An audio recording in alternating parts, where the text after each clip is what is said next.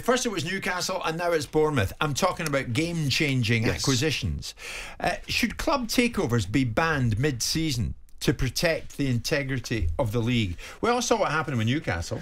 Absolutely not. Turned it round, though, didn't it? How can you in an industry that's now becoming a significant industry suggest that someone can't buy something because of the timing circumstances? Perhaps that business needs to be bought because the guy that's owning it is about to go bust. Maybe that's the solution. But what you should perhaps have an answer for, or an equation, is are you allowed to invest significantly? If you start a season and someone acquires a team, say in November, should they then be able to go hammer for tongs and invest £120 million in the window, or should they perhaps be prohibited from doing that until a season starts under their ownership? So maybe a restriction, maybe a concession. I don't think either should be, but if there was an argument to suggest that if a season is started, that ultimately the parameters of how that season started should be to some extent how it ends. And I don't mean that you can't have a change of ownership. Would that not put them off? Well, if you knew the rules before you went in, then you would know the game that you're coming into. Everything changes, everything evolves. It's different from when I bought a football club to how it is to buy a football club now. So that you understand the parameters of what you're buying into, and you factor it in, you price it into your purchase price or the timing of your purchase. Or you push back to the incumbent owner and say, I'm not buying that until April. Yeah, but does Bournemouth look as attractive if you're not sure that you can really influence the playing staff to guarantee, or as much as you can, guarantee them staying in the Premier League? Well, I mean, if you know you have to have half a season where you're relying on Gary O'Neill and this team to make sure they stay up with only a few points between them and the relegation zone. What we're saying is that a season starts on an even footing. Everyone knows where they are. That's why the transfer windows were closed on the 31st of August. That's why Alex Ferguson and people like that who actually weren't trying to get fairness because they could buy players whenever they want and get their transfer activity done. They wanted the windows to be closed on the 31st of August so everyone knew where they stood.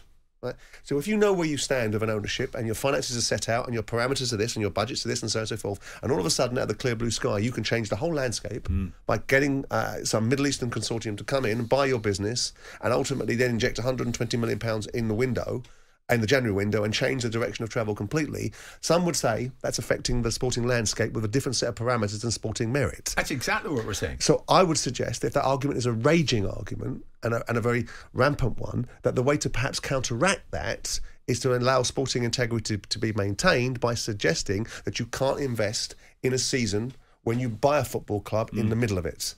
Well, and owners would know that was going to be the case. I think you're spot on. But here's the thing. Surely it's undeniable, Simon, that the dynamics changed for Newcastle United. Of course. Who at one stage were having a glance back over their shoulders at the Championship. And it didn't go that way. It was a shot in the arm where the Saudi arrival was getting mentioned and then was confirmed. And then the only way has been up since then. And that's the case against. Now, you could also turn around and say that the ownership model at, say, at other football clubs that are prepared to lose lots of money, other clubs have been prepared to lose hundreds of millions of pounds. Manchester City, whoever we want to bring into the equation, and Man City fans can inhale breath and turn around and say what an awful person I am for bringing them into the conversation. But the point is this, they are prepared to have a different ownership model. Mike Ashley wasn't prepared to lose money. So you've got two different ownership models based upon two different parameters. So which one was more disadvantageous or advantageous to either football club? Newcastle were prepared only to make money because their ownership model was based upon Mike Ashley not having to spend any more money than he wanted to, whereas Man City's model was, we're going to infuse this football club with however much cash we can to build it up. So there is an argument to say, at any one given time, business principles of those that own football clubs are always going to conflict outcomes. Yeah. So what we're now saying is to square that circle insofar as we can, does the ability... What happens then if an owner suddenly has a windfall during the season? So let's say, for example, he owns a gas company and all of a sudden gas prices go through the ceiling and he suddenly decides, actually, I've got this massive injection of money into one of my other businesses. I'm now going to change the model that I had previously of only suggesting that I'd spend £20 million per transfer window, and I'm now actually going to go spend £100 million in the January transfer window. You can't close every door.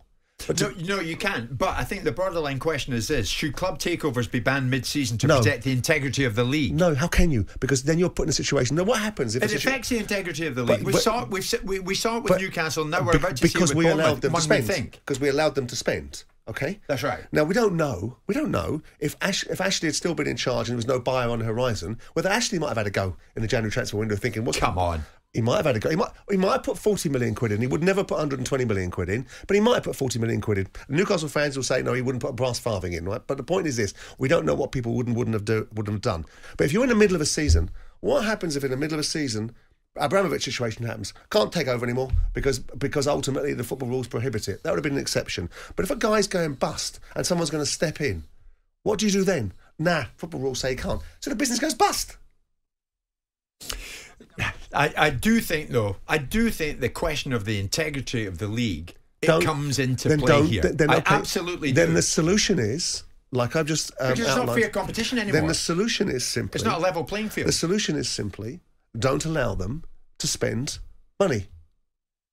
Let them in, but don't allow them to... Let the change of ownership come into play and say to them that ultimately, if you buy post-August the 31st...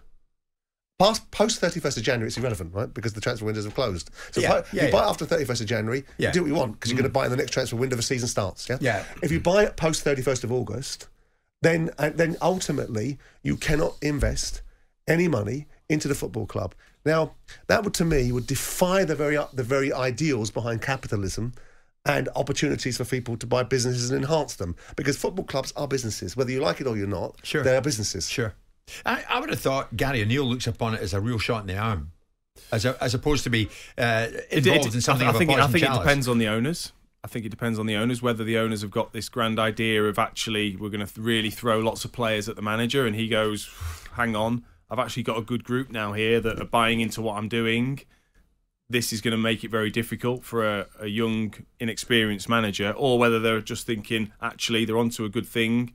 We might just drop in one or two. Yeah, most ownerships, most new owners come in and spend money. The exception to that was the Japanese or the Chinese, that bought Southampton. Everyone thought they were going to come through the door like Johnny Splattercash, and they didn't end up selling Virgil van Dijk in the next transfer window. Yeah. So with that in mind, it's normally a benefit to a manager. It can also be a disadvantage because often an ownership model takes out the manager because he's not their man. In this instance, Gary O'Neill was nobody's man and is now their man because he sat in situ holding the fort after Scott Parker's ridiculous implosion. And now he's employed ultimately by Bill Foley. You mentioned Scott Parker. Dean, I wonder what he's thinking now. This upcoming window could have brought a whole different dynamic to him.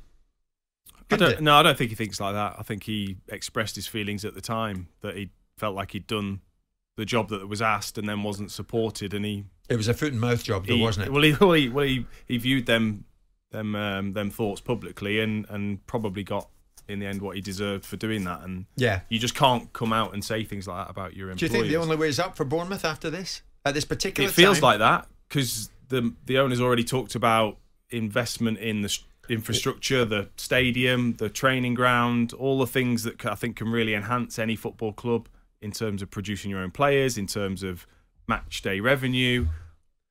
But they're going to have it's going to be a hard second half of the season. They're only 3 points above the relegation zone. They've got their work cut out still to stay up. I think that's absolutely right. I think there's still a battle to be had there, and I think Gary O'Neill's done remarkably well.